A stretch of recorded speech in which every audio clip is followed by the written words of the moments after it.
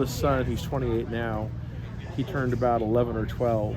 I wanted to teach him how to play one of the games that I played. And then when he was 14 to 16, in that age range, we set a world record on joust together. Were you trying to set it, or did it just happen? Oh no, I very intentionally wanted to teach him to do it and set a record together, and we did. So, but that was the last time I did any sort of, competitive video gaming. So You do casual stuff?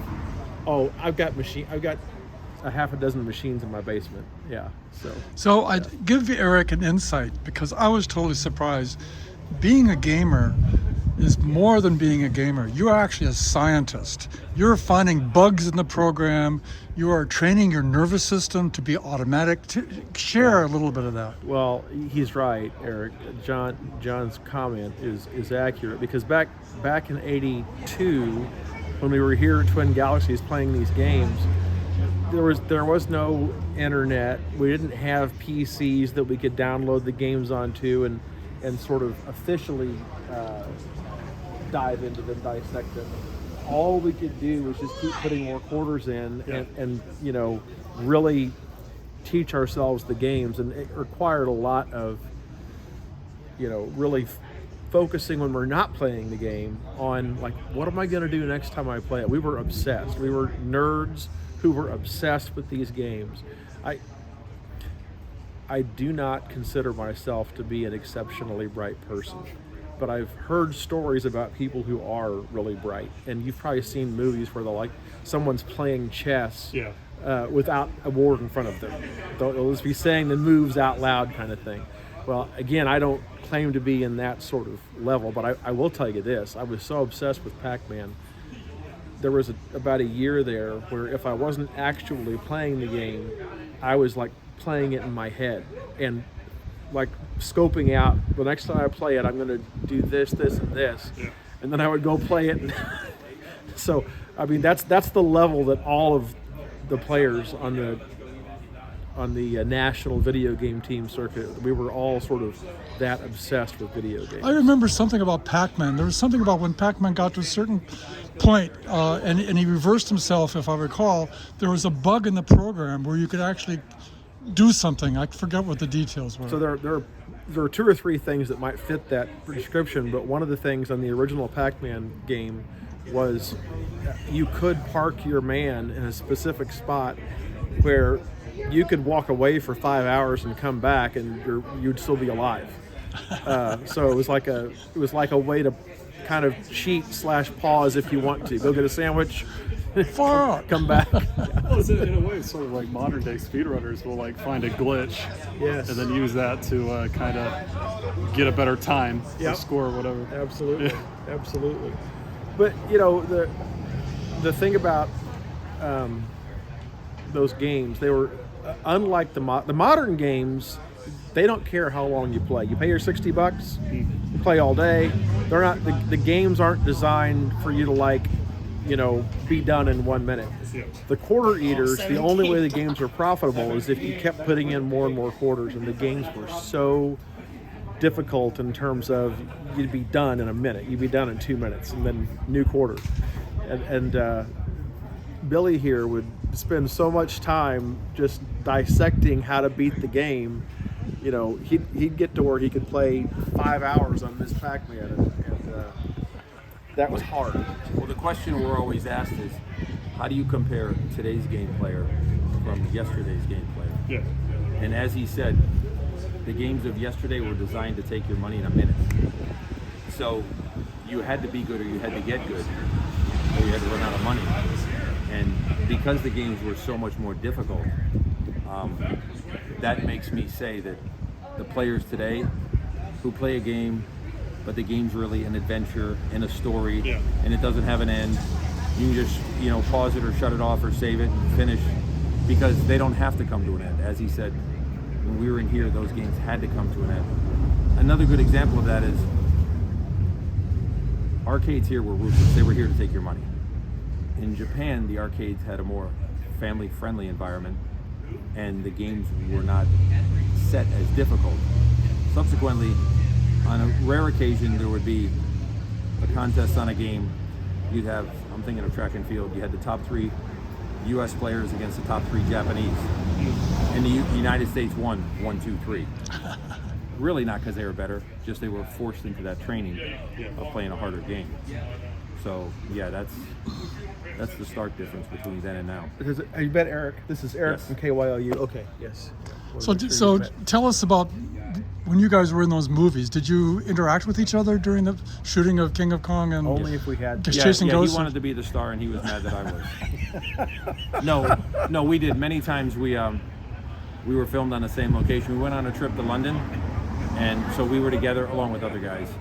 So, with the exception of the filming that you did at your home, any filming that involved you, I was there with you. I think that's right. Yeah, and I did filming at my home, obviously, and I did it on location when he wasn't there, but it's just because I went to more events at that point in my life. Yep. He wasn't able to. So I was explaining to Eric, and I hope Eric gets a chance to look at Chasing Ghosts.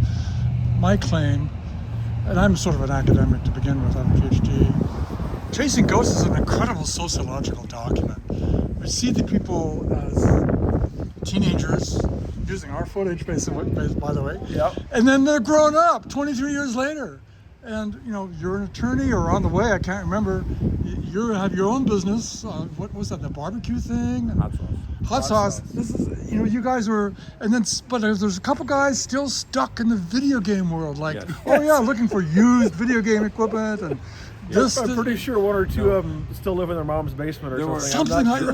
this. There were some people who said that Chasing Ghosts, yes, here they were, where are they now?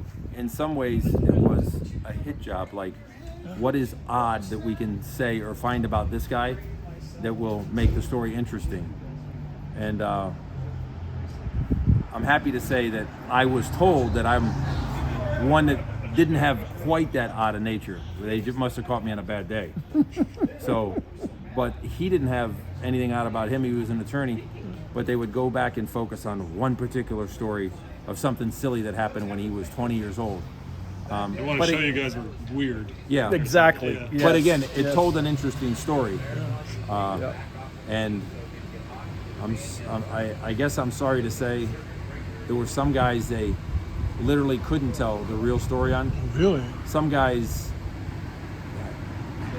wouldn't be interviewed. They were unhappy with the direction of their life. That Yeah, happens. That's understandable. There were a couple guys who were reluctant.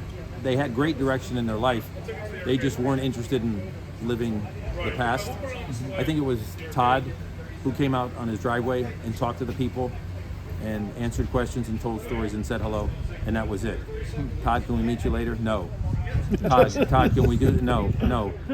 Todd had a new life. He had a new Moved direction. on, yeah. Yeah, and he really didn't have any contact even with old players. So there was one particular guy that they had professional people finders. One guy they couldn't find no matter what. Wow. And his name was Doug Nelson. And he was just lost to history.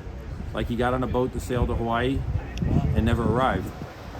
So one day, Walter is in Boston at the newspaper, and they're doing a story, and they have a system where you can put your name in, and they pull up every story they ever wrote about you. So in that story was Doug Nelson also, while I'm telling the story. And in the story, Doug Nelson says how his daughter was just born. Very unique name. Her name was Candle. Like candle, like a light. And I guess I can understand the reasoning on that. Walter went on Facebook looking, and there was one person with that name, found her, therefore found Doug. And I had conversation, and eventually when we go to California, we'll sit and say hi and catch up with him. That's really cool. But he was very decent. So, but somehow we always figure out a way to do what no one else in the world can do, don't we? That's right. That's right. So before I forget, you know, I'm thinking if you give me your email, I can send this to you. That'd be great. And then do you give permission for him and myself to use this footage? Yes, you may have Maybe. permission. Because I'm doing this for Walter, so. Oh, for Walter? No. Yes, you can do that Do easily. you guys have contact info or cards or stuff like that? You can put your digits in. I don't have I just have my electronic card is all I have with me. So just put this in, Eric, your number, and then I'll send you my. Oh, that'd be great. Yeah. If you've got an iPhone, it's Hey, when you easy. send them yours, can you send them mine? Yes. Good. I think I'm gonna work from it. I can never remember the Is number. that Android or is that Yeah, like- This is iPhone. Okay, cool.